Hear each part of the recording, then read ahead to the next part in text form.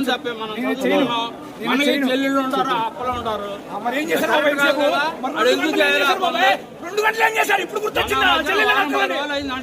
చెల్లెళ్ళు 2 గంటలు గుర్తొచ్చిందా? టైం 11 అయితే 9 జరుగుతుంది. 11 గుర్తొచ్చిందా నీకు? 11 గుర్తొచ్చిందా?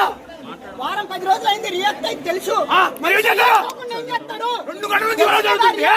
2 గంటల నుంచి వాడు రూమ్ ఏం చేస్తారు? పరిష్కరించాలని తెలీదా?